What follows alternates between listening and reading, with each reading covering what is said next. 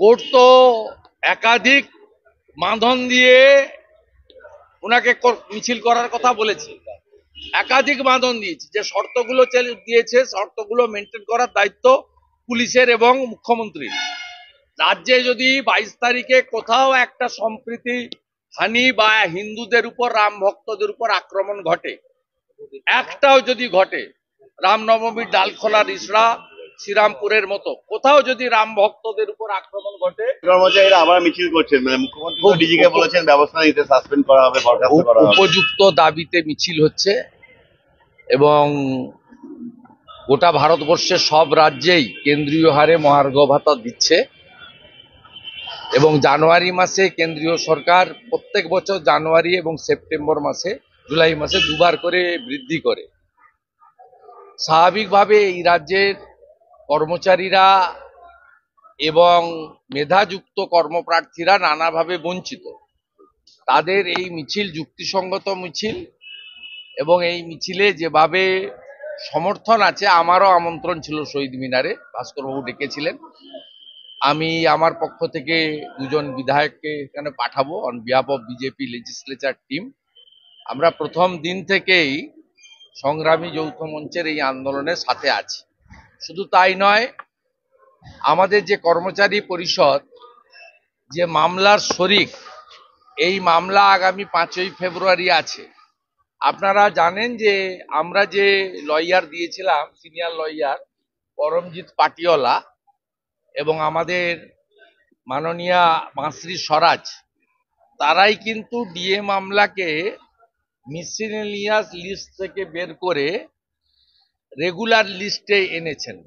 তার ফলে 5ই ফেব্রুয়ারি জাজমেন্ট কি হবে এটা আমি আর বলা উচিত হবে না, সুপ্রিম কোর্টের মহামান্য বিচারপতিরা ঠিক করবেন। তো 5ই ফেব্রুয়ারি ডিএ মামলার হিয়ারিং হবে, তার ব্যবস্থাটাও আমরা নিয়েছি। অতএব ভারতীয় জনতা পার্টি অ্যাজ এ হোল এবং as a leader of opposition এবং আমাদের এমএলএ আমরা অ্যাসেম্বলির ভিতরে যখনই কোনো ইস্যু থাকে তাতে সমকাজে সমবেতন, রাজ্য সরকারের শূন্য পদগুলিতে অবিলম্বে মেধার ভিত্তিতে নিয়োগ, সরকারি কর্মচারী, শিক্ষক এবং বিভিন্ন স্তরে পেনশনার্সদেরকে কেন্দ্রীয় হারে মহার্ঘ ভাতা দেওয়া এরিয়ার সহ এ দাবি আমাদের বরাবর আছে। এবং বিজেপি যেদিন পশ্চিমবঙ্গে সরকার করবে সেই দিন এটা নিয়ে মিছিল করার দরকার হবে না। আমরা যোগী আদিত্যনাথজির মতো অথবা হেমন্ত বিশ্ব শর্মার মতো এখানেও এটা এক্সিকিউট করে দেব। মুখ্যমন্ত্রী ডিজিকে বলেছেন দুর্নীতির বিরুদ্ধে এসপিরা যেন ব্যবস্থা নেয়, কি বলবেন? মুখ্যমন্ত্রী নিজে দুর্নীতিগ্রস্ত, চোরেদের রানী, আর উনার ডিজিপি হচ্ছেন বিতর্কিত ডিজিপি। তিনি যখন সিআইডি এসএস ছিলেন ভবানী ভবনে, আমার ফোন ট্যাপ করতেন। নন্দীগ্রামে আমাদের লড়াই যারা করতেন তাদের ফোন ট্যাপের দায়িত্বে ছিলেন। পরবর্তীকালে সারদার এভিডেন্স উনি নষ্ট করেছেন এবং উনাকে যখন গ্রেপ্তার করতে বাড়িতে যায় সিবিআই আধিকারিকরা সেন্ট্রাল ফোর্স নিয়ে, তখন রাজ্যের মুখ্যমন্ত্রী তথা পুলিশ মন্ত্রী নিজে রাস্তায় দাঁড়িয়ে সারা রাত্রি শীতের মধ্যে ধর্ণা দিয়ে এই টেন্টেড আইপিএস কে সেভ করেছিলেন। ন্যাচারালি দুর্নীতির মহারানী আর একজন টেন্টেড বিতর্কিত ডিজিপি, কে কার চুরি ধরবে? সবচেয়ে বড় চোর মমতা ব্যানার্জি, তাকে সেভ করেছেন রাজীব কুমার। সুদীপ্ত সেনের সমস্ত সিসিটিভি ফুটেজ, কল রেকর্ড এবং ইলেকট্রনিক্স ডিভাইস, ডায়েরি সব নষ্ট করেছেন তিনি সিটের প্রধান হিসেবে।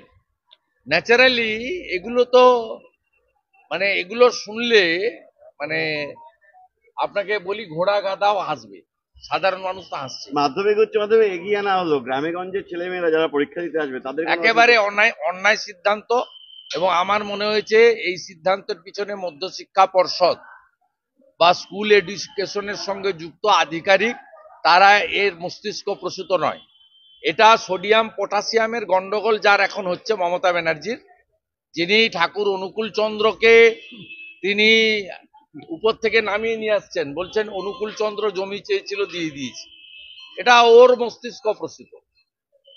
মমতা ব্যানার্জি একটা হাফ উন্মাদ, মুকুল রায়ের মতো সোডিয়াম পটাশিয়ামের গন্ডগোল হচ্ছে।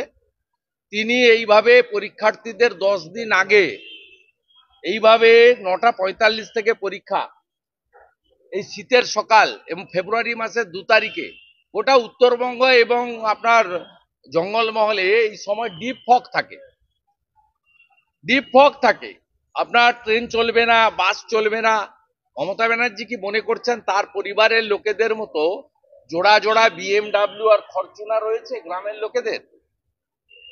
ওই সময় আলিপুরদুয়ার, জলপাইগুড়ি, মালদা, বালুরঘাট, দার্জিলিং, ফাঁসি দেওয়া মাটিগাড়া, পুরুলিয়া, বাঁকুড়া, ঝাড়গ্রাম এলাকাতে, এমনকি ফরাক্কা, শামশেরগঞ্জ, এত ডিপ ফগ থাকে, পরিবহন পাবে না ছাত্রছাত্রীরা, পরিবহন পাবে না। উনি চান না পশ্চিমবাংলায় বেকার সংখ্যা বাড়ুক, তাই পরীক্ষা কেন্দ্রে যাতে অধিকাংশ ছাত্রছাত্রী পৌঁছাতে না পারে, সেই জন্য পরীক্ষার 10 দিন আগে অর্ধ উন্মাদ মমতা ব্যানার্জি, যার মাথার গোলমাল হয়ে গেছে, তিনি এইরকম একটা সিদ্ধান্ত মধ্যশিক্ষা পর্ষদকে দিয়ে এই রাজ্যের সরকারি শিক্ষা ব্যবস্থার উপর নির্ভর করা সাধারণ বাড়ির ছেলে মেয়ে এবং তার গার্ডিয়ানদের উপর চাপিয়ে রাজ্যপালকে দিয়ে বাজেট অধিবেশন, রাজ্যপালকে দিয়ে বাজেট অধিবেশন। সম্প্রীতি মিছিলটা কেন 22 তারিখে? 22 আর যে ডেকেছে তাকে বলুন। আমি তো কোর্টে গেছিলাম কাল। হ্যাঁ, কোর্ট তো একাধিক বাঁধন দিয়ে ওনাকে মিছিল করার কথা বলেছে, একাধিক বাঁধন দিয়েছে। যে শর্তগুলো দিয়েছে, শর্তগুলো মেনটেন করার দায়িত্ব পুলিশের এবং মুখ্যমন্ত্রীর। রাজ্যে যদি 22 তারিখে কোথাও একটা সম্প্রীতি হানি বা হিন্দুদের উপর, রাম ভক্তদের উপর আক্রমণ ঘটে, একটাও যদি ঘটে, রামনবমীর ডালখোলা, রিসড়া, শ্রীরামপুরের মতো কোথাও যদি রাম ভক্তদের উপর আক্রমণ ঘটে, তার পূর্ণ দায়িত্ব মমতা ব্যানার্জির ঘাড়ে নিতে হবে। আপনি আশঙ্কা করছেন কি? আশঙ্কা করছি এই কারণে, কারণ মমতা ব্যানার্জি গত